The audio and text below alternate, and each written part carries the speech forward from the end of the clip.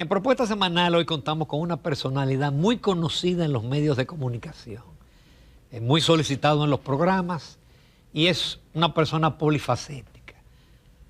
Yo me siento muy identificado con él porque él es ingeniero civil, pero es politólogo, ha hecho maestría en relaciones internacionales, pero también en defensa y en muchísimas otras áreas. Así que es un conjunto de cosas con el cual podríamos hablar de infinidad de temas. Alfredo de la Cruz. Muchísimas gracias, Alfredo, por aceptar la invitación. Un placer contigo acá. y tu auditorio que es bien amplio. Sí, a esta hora tenemos una buena audiencia. Y debo decirte que la admiración es mutua. Debe ser por la afinidad que tenemos. Ingeniero civil. Sí.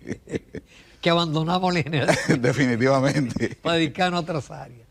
Bueno, Alfredo, vamos a aprovechar el programa especialmente por tu área de politología y de relaciones internacionales. Porque que los temas internacionales, quizás la gente no se da cuenta el impacto que tienen en la República Dominicana.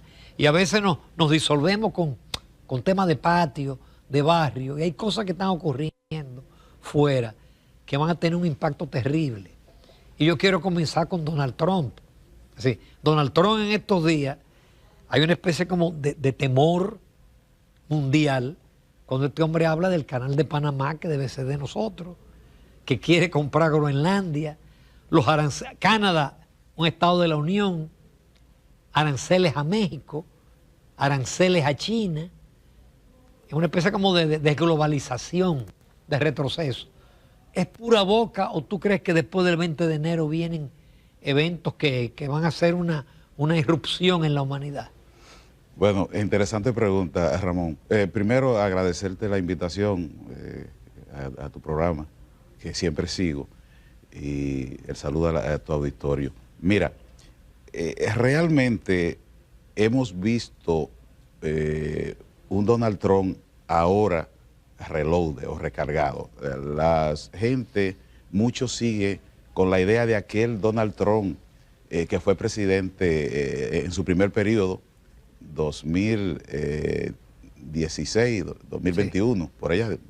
Bueno, no, el Trump que tenemos ahora es un Trump que conoce la geografía del Estado, conoce el interés nacional de Estados Unidos y sabe que para dejar un legado, para sobresalir, tiene que trabajar en función de los intereses de Estados Unidos.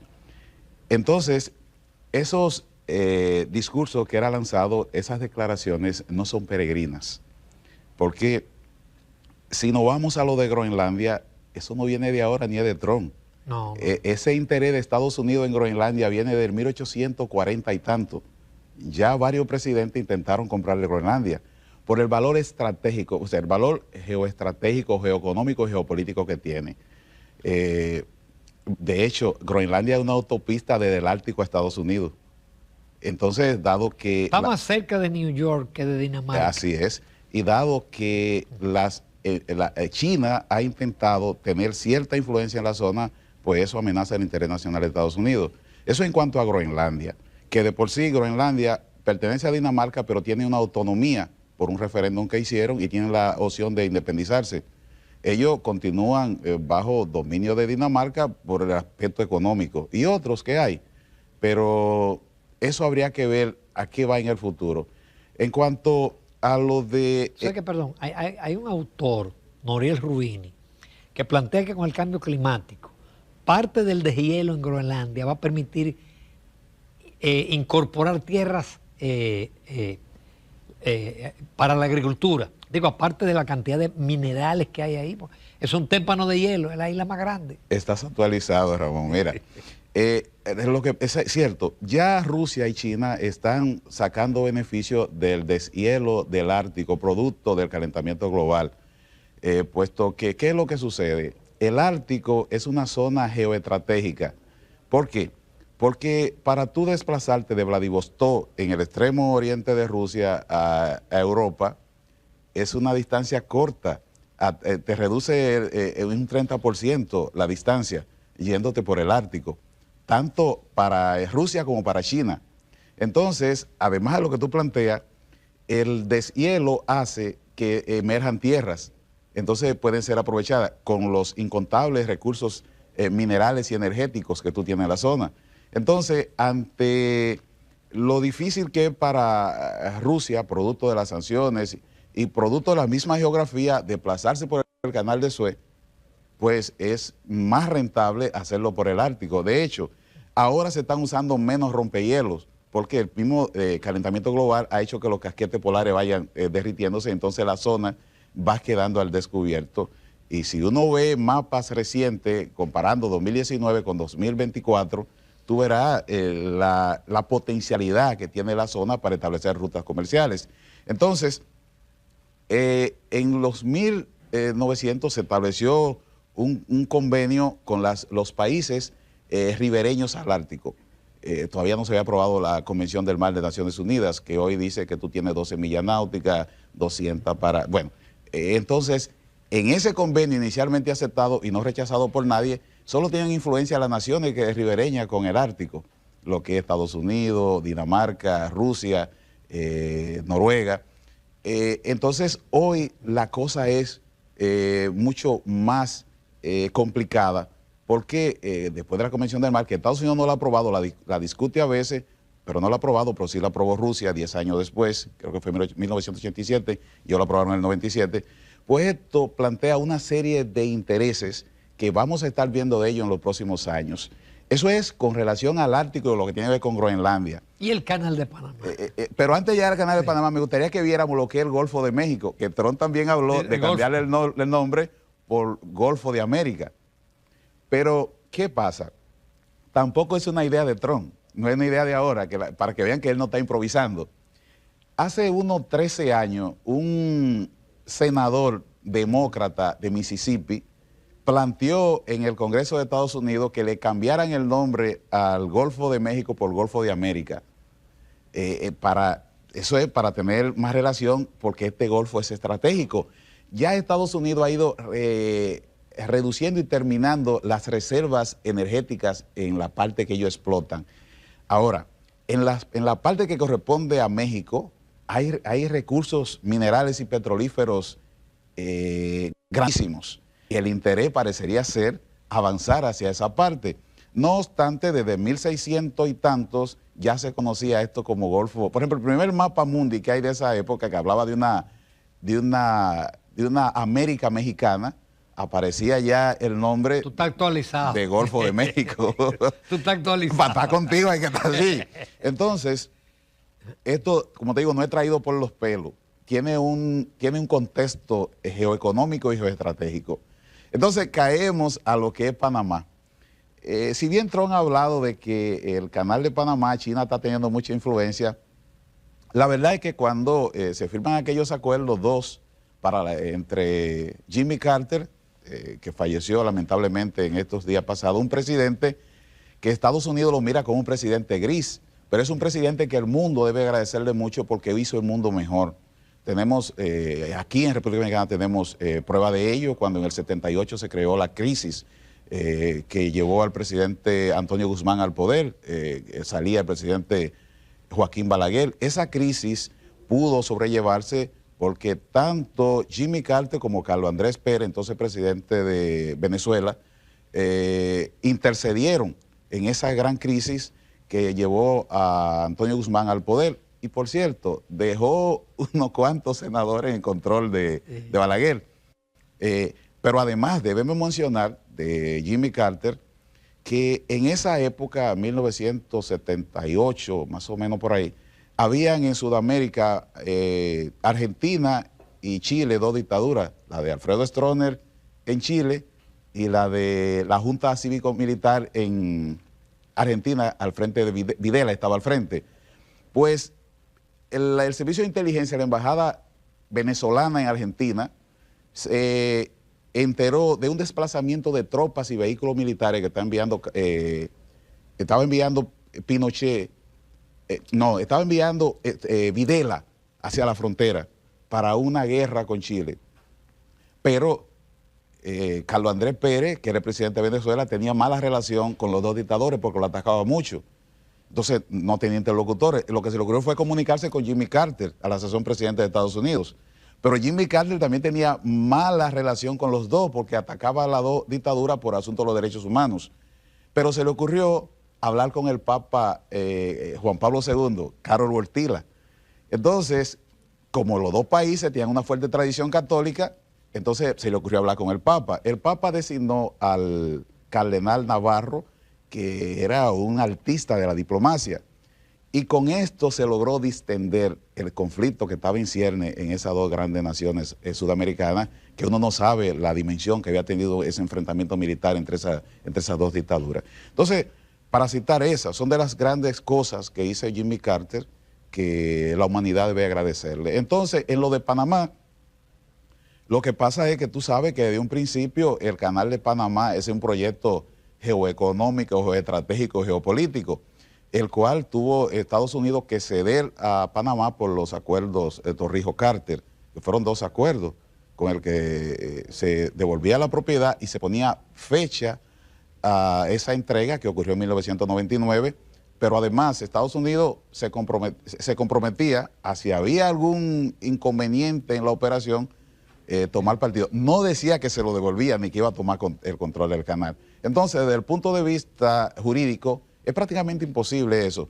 Pero yo lo que pienso que detrás de esas declaraciones hay algo mucho más importante. Tú te recuerdas que el orden internacional actual que tenemos se desarrolló en Yalta después de la Segunda Guerra Mundial y se reforzó en la cumbre de Budapest, cuando se desintegra la Unión Soviética y las armas de Ucrania van a Rusia. Ese fue el retoque a ese orden internacional que tenemos hoy. Pero en la actualidad, este orden internacional está herido de muerte. No podemos decir que estamos en un multilateralismo, pero sí es claro que no estamos en una hegemonía como en los 90, cuando solo estaba Estados Unidos después del desmembramiento de la Unión Soviética. Entonces, tarde que temprano hay que crear un nuevo orden internacional. Y las grandes potencias, que son las que siempre lo hacen, se van a sentar en la mesa. Entonces, ¿qué es lo que Trump está diciendo de una manera? Ok, China y Rusia, por allí. Eso es sagrado, Panamá es sagrado, Groenlandia es sagrado, el Ártico tenemos que discutirlo. Entonces le estoy diciendo claro, América para los americanos es una nueva versión de la, James Monroe. de la doctrina Monroe, ¿verdad? Entonces, tú sabes que el conflicto que hay en Europa del Este, en Ucrania, no tiene una solución militar. Ahí no está Ucrania en un conflicto bélico con Rusia, no, no, no. Ahí está Rusia y China enfrentadas a Occidente a través de la OTAN, donde Estados Unidos es el principal valedor de la OTAN y de Occidente. Entonces, esa guerra no tiene solución militar. La solución de esa guerra es negociada, es diplomática. Por tanto, los valedores de la grande potencia van a tener que sentarse en la mesa de negociaciones, repartirse el mundo nueva vez. Pero ¿qué sucede? Ahora hay nuevos actores regionales como Turquía, por ejemplo. ¿Qué tú haces con Turquía? ¿Y la India? La sacas de la mesa. Tú tienes a la India. La India tiene la población más grande del planeta, pero encima de eso es una potencia nuclear. Pero encima de eso, la India hoy tiene un aporta al Producto Interno Bruto Mundial más que el Reino Unido, que eso es mucho que decir. En el 1900, el 25% de la población mundial era la europea y una gran componente del Producto Interno Bruto Mundial. Sin embargo, hoy el porcentaje de la población mundial que responde a Europa es menos de entre un 6 y un 7%. Y sí sigue aportando al Producto Interno Bruto Mundial un 17%, pero ¿hasta cuándo va a durar eso? Siendo que el eje económico se ha desplazado a Asia, al Indo-Pacífico. Y tú tienes países como Vietnam que aportan al Producto Interno Bruto Mundial igual o mayor que Francia. Entonces, el eurocentrismo se ha desplazado. Y eso es una realidad que habrá que reflejar en un nuevo orden mundial. Y esa es la situación que se está dando en la actualidad. Pero aparte de eso de la geopolítica, el tema de las tarifas, que rompe definitivamente el Tratado de Libre Comercio de Estados Unidos, Canadá y México. Si Trump impone aranceles altos a México y a Canadá y se lo va a imponer ya fue impuesto y se lo va a reforzar a China. Lo que se teme es que haya una especie de desglobalización y de desacoplamiento entre China y los Estados Unidos y que se afecte el comercio mundial. Sí, mira, eso es muy importante lo que tú sugieres, lo que tú comentas. Y sí, acuérdate que la globalización como tal se la ganó China a Estados Unidos. Y eso es lo que Trump, la administración entiende de su primer periodo, ¿verdad?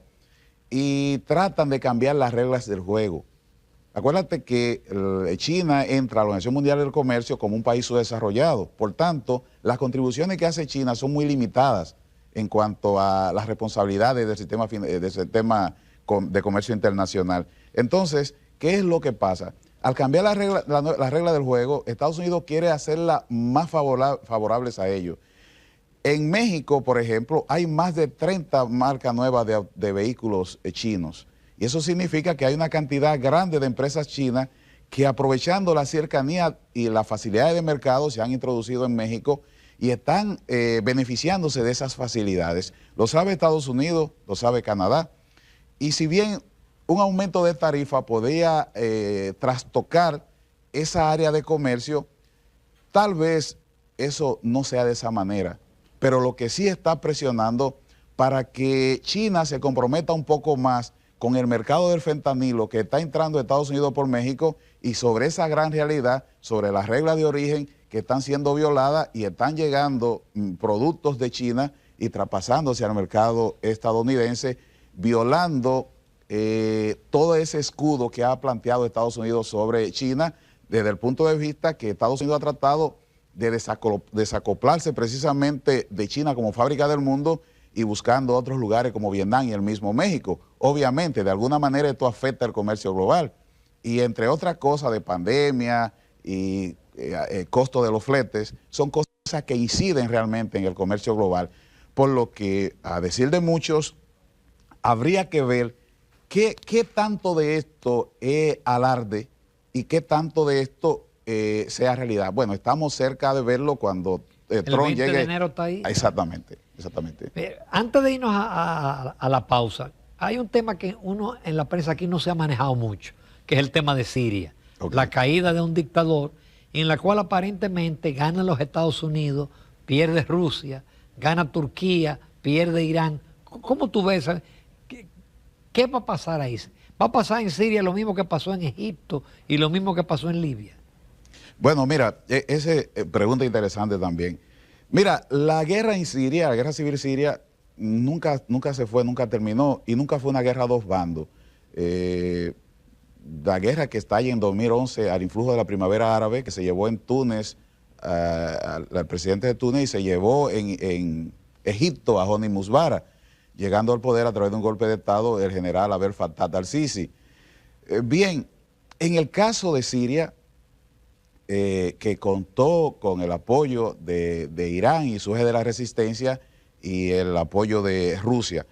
¿Qué pasa? En Siria, el presidente de entonces, Bashar al-Assad, llama a su valedor Rusia para que le meta la mano, como decimos en buen dominicano.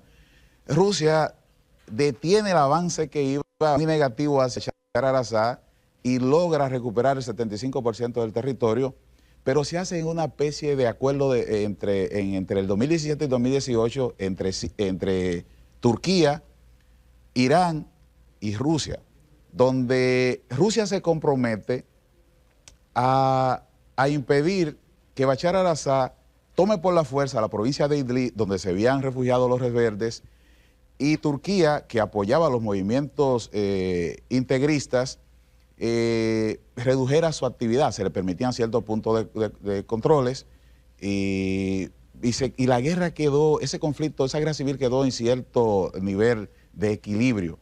Pero no todas las partes aceptaron esa paz y ese equilibrio, porque allí teníamos grupos integristas, islámicos, teníamos grupos laicos, que eran personas que se opusieron al régimen de Bashar al-Assad y militares que desertaron, pero no eran islámicos. Y también teníamos a los kurdos, que en realidad no luchaban, tenían su propia agenda. Y teníamos actores internacionales como Turquía, Qatar y la misma Irán y Arabia Saudita, que con el apoyo de estos tres, sacando a Irán, de Estados Unidos y otros aliados, se mantuvieron en la zona. Ahora, ¿qué es lo que pasa? Grupos como Tahrir al-Sham nunca estuvieron de acuerdo con esos acuerdos, valga la redundancia, y se mantuvieron peleando con todos. Ahora, ¿qué es lo que pasa? Producto de la guerra de Rusia en Ucrania, el interés de Rusia hoy es otro y está muy concentrada en Ucrania, pero con la guerra de Israel contra Hezbollah en el Líbano, contra Hamas en Gaza y contestando la embestida de Irán con los misiles que lanzó, pues Israel golpeó duramente a Hezbollah, a Hamas y a Irán. Fíjate que cuando Israel hace el ataque se dice que fue leve, pero la realidad no ha mostrado que fue más contundente. Entonces, los rebeldes tomaban nota de esto y aprovecharon el momento preciso para darle el golpe de gracia al régimen de Bashar al-Assad, que tenía 50 y tantos de años. Y en ese momento, pues ni Irán ni Rusia pudieron ayudar al régimen, que no tuvo más que salir huyendo. Y eso ha sido un golpe duro, se quiera o no, tanto en el prestigio internacional de Rusia, que en el 2015 se dio muestra de esa tecnología, de ese poder, mandando ataques del Mar Negro, misiles directos hacia allá.